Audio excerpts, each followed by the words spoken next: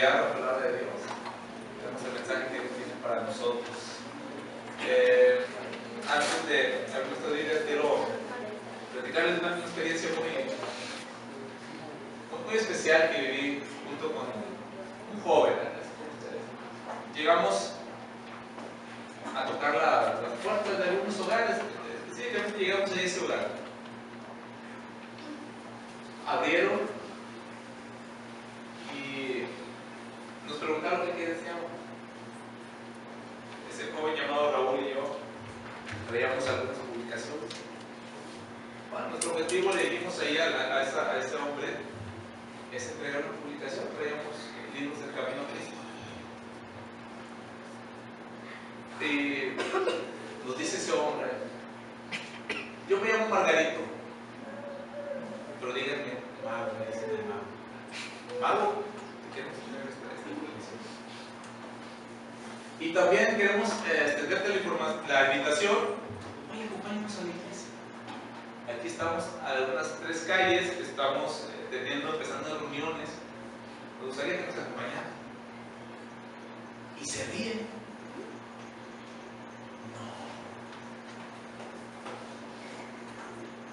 No te creo. Ya entramos en confianza con el Mago. ¿Qué no nos crees? Salgan conmigo. ¿Ustedes son policías? No, no somos policías. No somos policías. Sí, dice, hace 3 semanas llegaron 2 personas así como ustedes. Igual nos dijeron, te invitamos a la iglesia. Y fuimos. Pero a la vuelta de la esquina nos estaba esperando una patrulla de la policía. Nos atraparon. ¿Ustedes no son de eso? No, no somos policías, te queremos invitar a la iglesia. O mira, por lo menos, acéptanos esta publicación. ¿Qué es? Es un libro llamado El Camino a Cristo. Muy bien, te lo acepto. Y estaba a punto de cerrar la puerta cuando alguien de atrás nos gritó: ¡Ey! ¡No se vayan!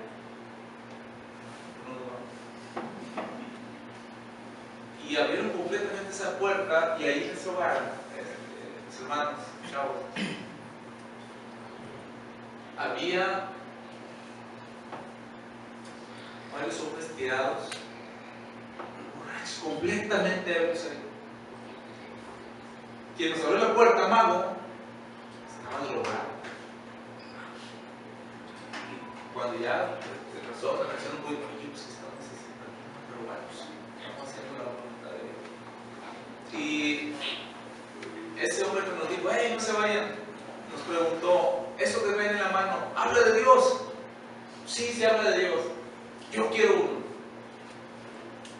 ¿Ven? Apenas ese joven apenas se pudo poner en pie, tambaleando, se caía, gateaba, se volvía a levantar hasta que llegó con nosotros. Y le puse ese libro Camino a Cristo en su mano. Me dijo: hey, yo quiero que me visiten. Esto que estoy haciendo no me gusta, pero no sé cómo salir de esto. Completamente drogado. Sí, te vamos a visitar. Dame tu dirección. Mi hermano nos dio su dirección. Ahí no sé si en su inconsciencia quisiera decirlo de esta manera. Nos dio su dirección. ¿Cuándo quieres que te visitemos? El martes a las 6 de la tarde. ¿Saben, mis hermanos, que ese martes a las 6 de la tarde, unos minutos antes, ahí estuvimos en la casa de ese hombre? Invité nuevamente a Raúl, ese joven que me había acompañado ese sábado, y me dijo: hermano, yo creo que no nos va a conocer. ¿Por qué? Es que ya veo. No te preocupes, le dije: broma, claro.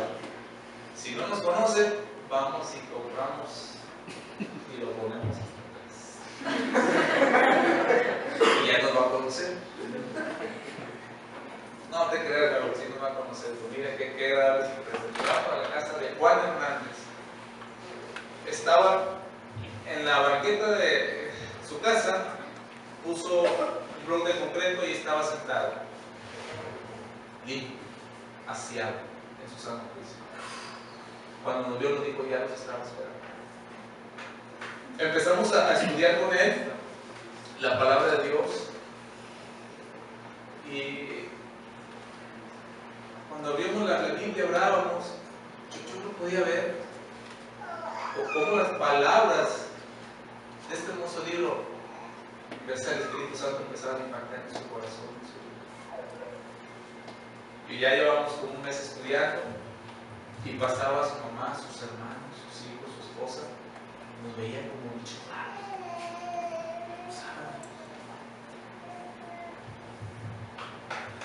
Pero Juan empezó a cambiar, gracias a Dios. Gracias a Dios empezó a cambiar. El poder transformador que hay en la palabra de Dios empezó a ser con su vida. Y después yo me pude dar cuenta, gracias a Dios que fue después, de que Juan era el terror del sector. Era el hombre que tenía más enemigos, el hombre más peligroso de la zona. Yo les soy sincero, yo no sé, si yo hubiera sabido eso antes, no sé si hubiéramos continuado, no sé, yo no sé, igual y sí, ¿verdad? O igual y no, hubiéramos continuado con él. Pero ese hombre fue el inicio, hermano, de una iglesia ahí en esa zona, gracias a Dios. Y les explico todo esto porque pude ver cómo Dios, a través del estudio de su palabra, transforma corazones. Muchas pruebas que pasó en Juan, muchas experiencias, muchas vivencias que tuvimos que algún día esperemos practicar. Pero lo que hoy quiero comentarles es que volvamos a la Biblia. Este es el objetivo principal de la reunión del culto en esta tarde. Dios nos está haciendo un llamado a que abramos su sagrada página, porque vamos a encontrar a nuestro Señor Jesús esa clase de milagro en nuestra vida. Yo no sé cuál es la situación por la cual estemos pasando, pero estoy muy seguro de eso, que para Dios no es imposible lo que te está sucediendo. Vamos a la sagrada página. En los primeros capítulos del libro de Primera de Samuel, unos 4 capítulos, vamos a resumir un poquito para ver el tiempo. Vemos estas situaciones. Capítulo número 1 de Primera de Samuel. Vamos a ver simplemente algunos textos, ¿no? Pero por lo pronto se voy a resumir un poquito los episodios que vemos aquí en esta parte de la Biblia. Capítulo número 1, una familia en problemas. Un hombre con 2 mujeres. Una de ellas puede tener hijos, la otra es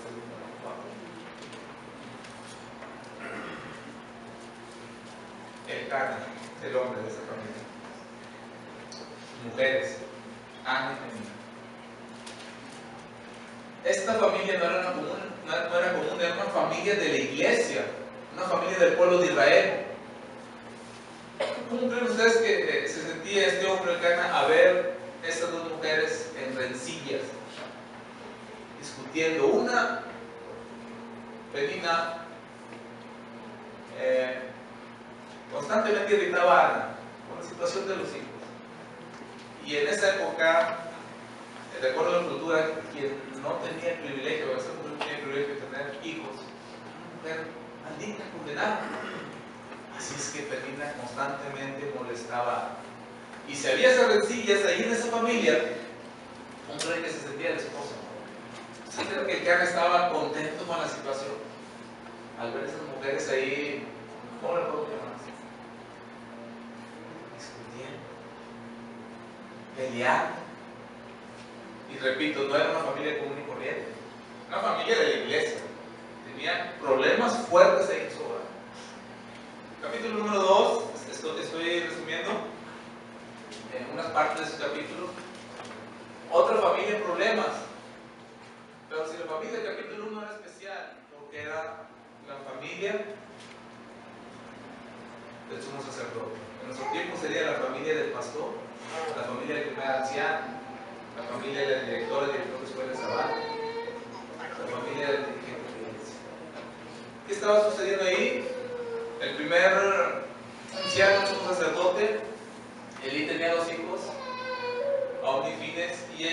estos jóvenes actuaban de manera perversa, tremendos. Cuando llegaban aquellas personas a ofrendar, llevaban sus animalitos, estos hombres escogían lo mejor. Estaban robando las ofrendas que llevaba el pueblo.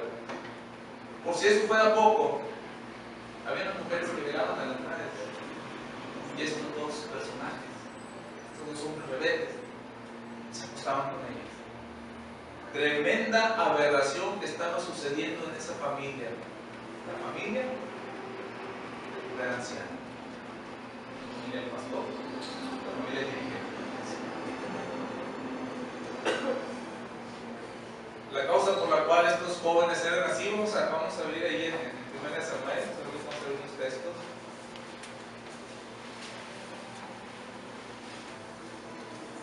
El capítulo 3, vamos a ver los versículos 12 y 13. ¿Por qué estos jóvenes eran de esta manera? ¿Por qué se comportaban así?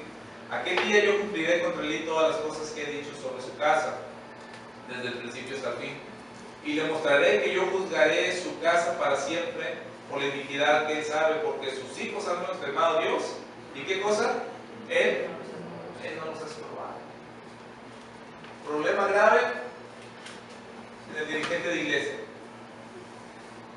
Y ahí en ese capítulo número 3 vemos una sentencia tremenda que pronunció Dios para la casa del sacerdote. Capítulo número 4. Pues malas noticias, ¿verdad? Aquí hasta aquí estamos parafraseando estos capítulos. Pues el capítulo número 4 también tiene muchas malas noticias. Los filisteos hacen guerra contra el pueblo de Israel, y el pueblo de Israel, pensando que todavía tenía la bendición de Dios, pensando que contaba con la ayuda del Todopoderoso, enfrentó esa guerra con los filisteos. Y en ese primer combate cayeron 4,000 israelitas. El pueblo derrotado, desanimado, se preguntaba: ¿qué está pasando? ¿Por qué nos está sucediendo todo esto? Problemas en la familia de la iglesia, problemas en la familia del dirigente, problemas políticos, problemas en los combates.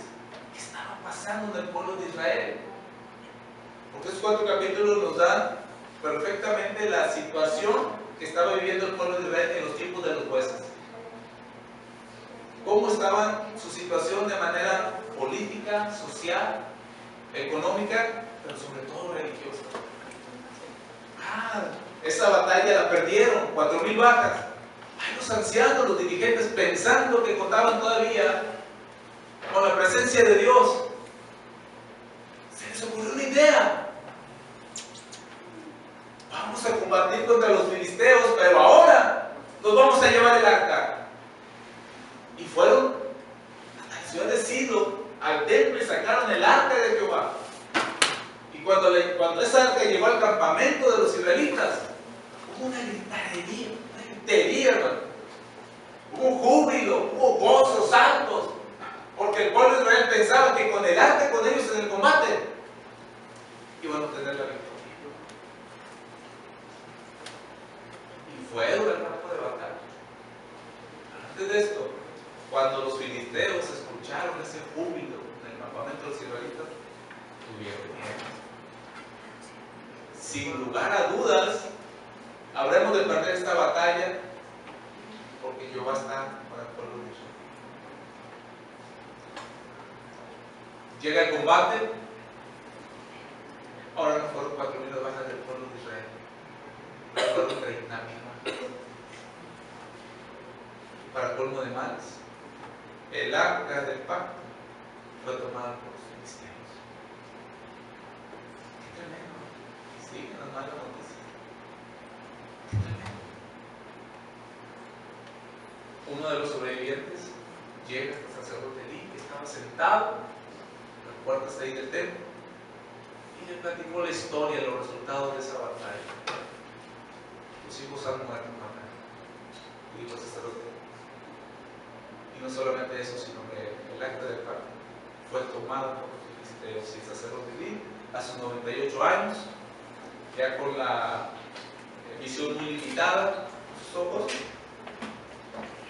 se fue a espaldas y murió de dolor. Qué terrible esa historia. La causa de todo este desastre la encontramos, vamos a leer todos en Primera de Samuel, capítulo 3, versículo 1. Causa de ese desastre. El joven Samuel ministraba a Jehová en presencia de Elí, y la palabra de Jehová, ¿qué cosa? Escaseaba en aquellos días. No había visión con frecuencia. La causa de todo ese desastre nacional es que el pueblo de Dios dejó a un lado la palabra. Escaseaba la palabra. Y mire, cuando algo escasea, ¿hay problemas o no hay problemas? Llega a su casa en la noche, quiere encender alguna luminaria o algo, y se da cuenta de que no hay energía eléctrica. Se siente feliz. Ay, gracias, hombre, qué bueno que no hay energía eléctrica. O se preocupa. ¿Hay problema o no hay problema? Cuando algo escasea, claro que hay problema. O uno bonito que en la mañana, por ejemplo, hoy que se levanta temprano, está en el cuarto de baño y por ahí abre las válvulas de su regadera, pero resulta que no hay vital líquido. ¿Se siente feliz por eso? Porque hoy no hay agua, qué bueno. Otro día voy a tener. O quizá algunos sí, acabo que quería bañarme, ¿verdad? Ahí no hay problema. Cuando te acerques a tu refrigerador, para la cena, ves que no hay alimentos. Tienes hambre, tu familia está pidiendo alimentos, pero no hay. Y no tengo con qué comprarlos. ¿Te preocupas o no te preocupas? ¿Hay problema o no hay problema? Si cuando nos falta la energía eléctrica, el agua, los alimentos, hay problemas. Imagínate cuando escasea la palabra de Dios. Yo no sé cómo usted nuestra devoción personal, querido hermano, pero si está escaseando la palabra de Dios en tu vida, hay problema. En el pueblo de Israel hubo problema en la familia, en el seno de la familia, hubo problemas en la iglesia y hubo problemas a nivel nacional. Todo porque escaseó la palabra de Dios. Yo les platicaba ahorita acerca de Juan Hernández, ese hombre, de que con leer la palabra de Dios, estudiar la conciencia, pudo ser transformado por el Espíritu Santo. Batallas tuvimos muchas, conflictos muchos. Estudiábamos la Biblia y de repente tocaban a la puerta de su casa. Y se escuchaba un grito: ¡Hey, ruso! Así le apodaban al ruso. ¡Hey, ruso! ¡Vámonos! Me decía el ruso: hermano, ya me están hablando. Quieren que nos vayamos a tomar, que nos vayamos a la. Yo cerraba la Biblia y decía: yo voy a dejar que tú decidas. Nadie nos pasa. Dice: no, ahora su Biblia, vamos a seguir estudiando. Esperen un poquito. Y cuando abrió la puerta, ¿no?, estaban esos amigos, entre comillas. Tenían un bote de plástico, así como capacidad como 18 litros. Llegaron con 2 llenos de cerveza, con mucho hielo, y hacía un calor.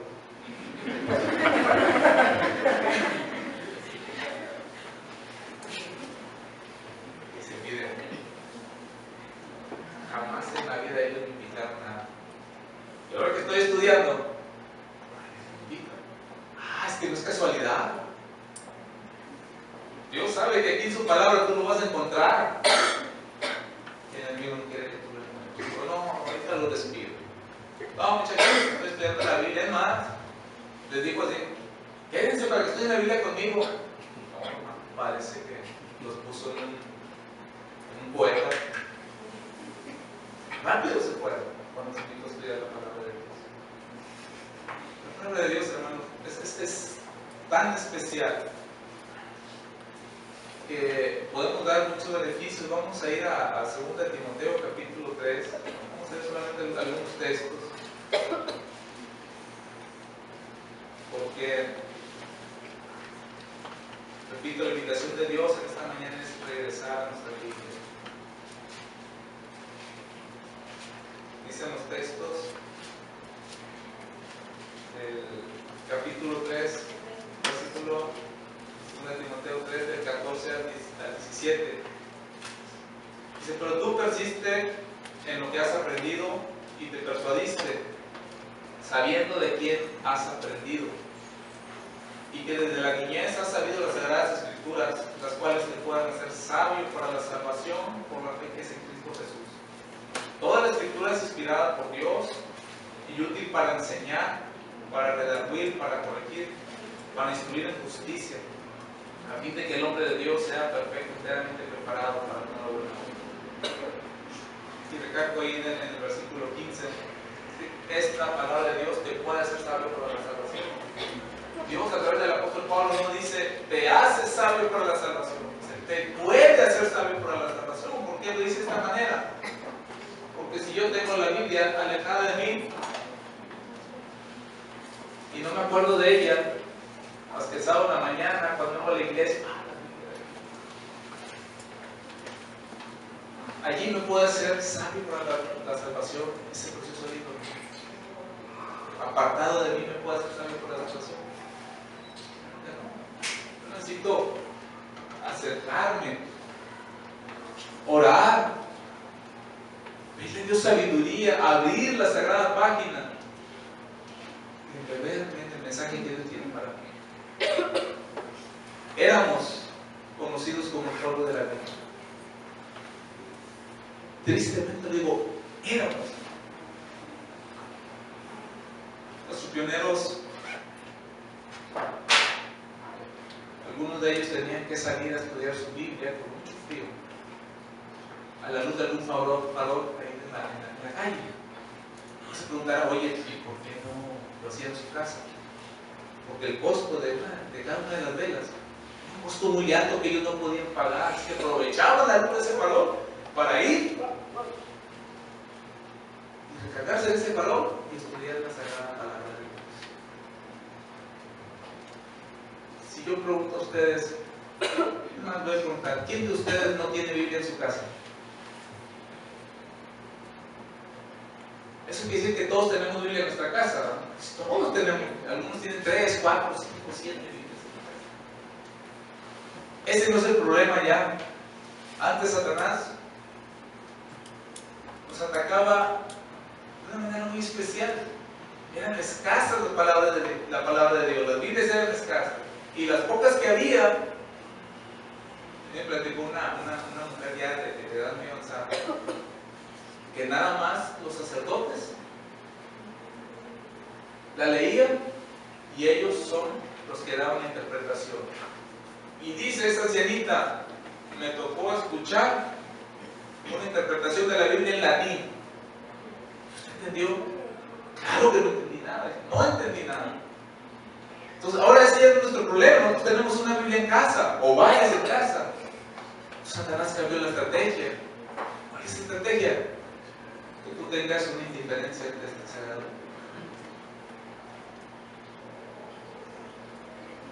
Y el objetivo es el mismo, es como si no la tuvieras.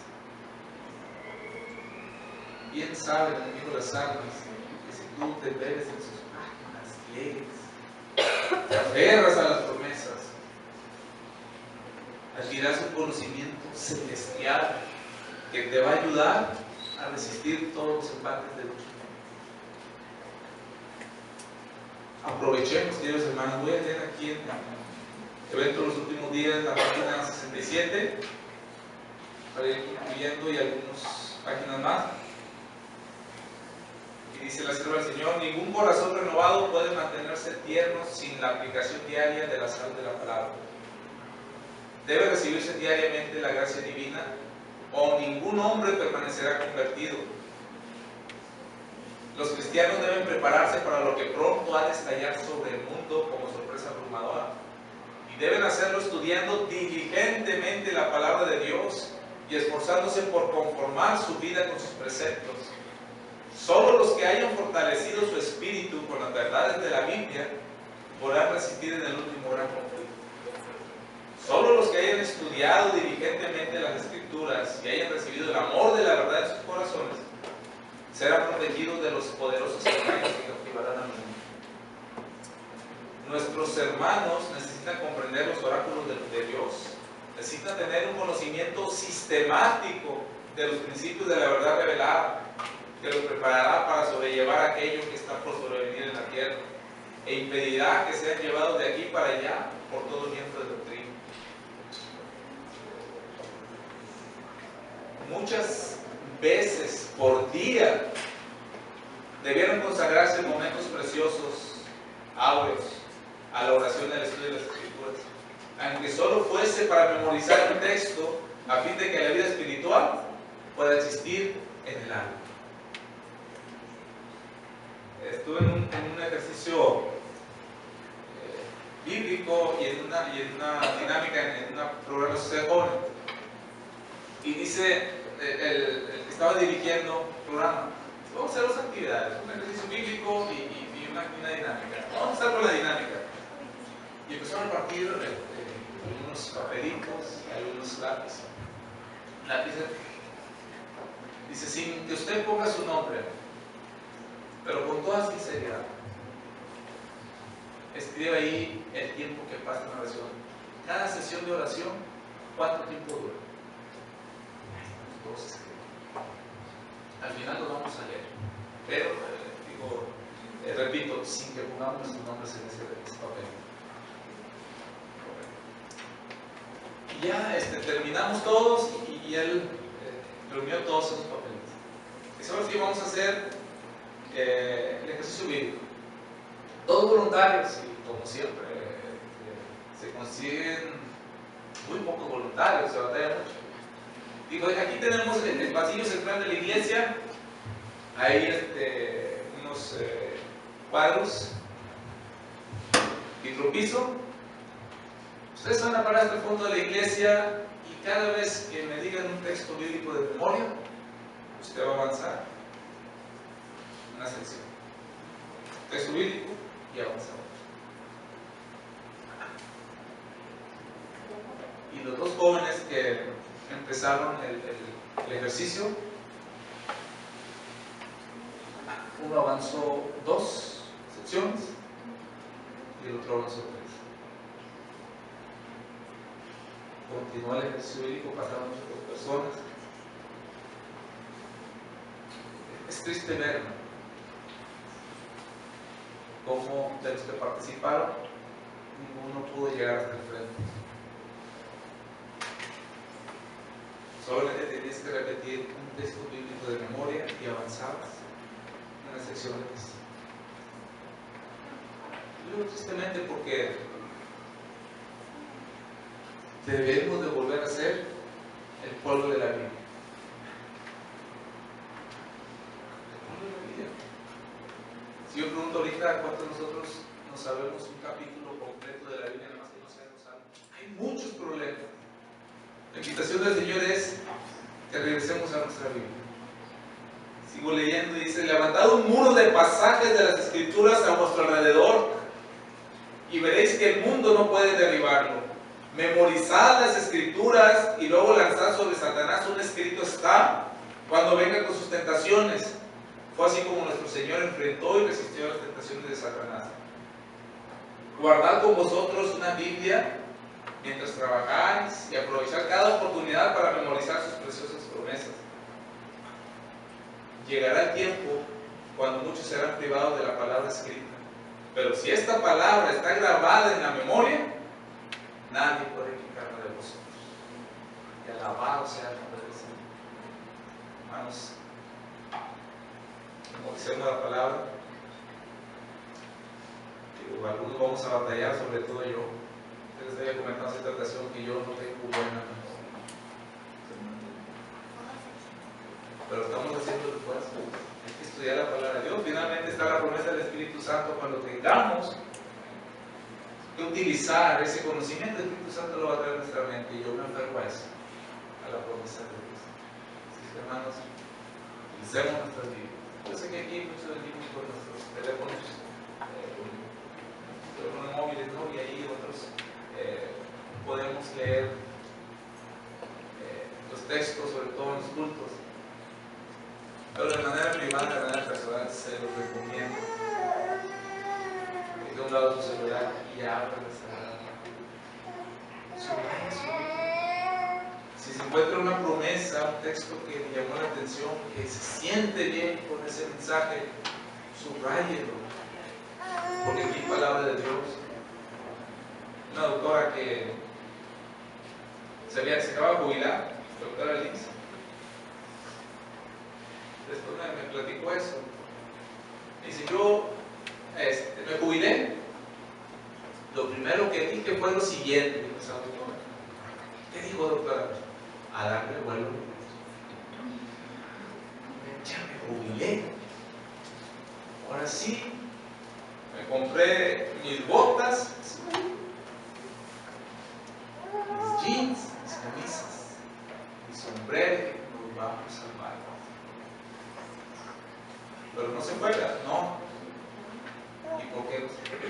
Dice, mire, estaba yo almacenando, guardando, archivando todo mi papelería de donde me jubilé, y en una de las cajas que abrí, ahí había una Biblia. Eso me lo platicó ella, había una Biblia.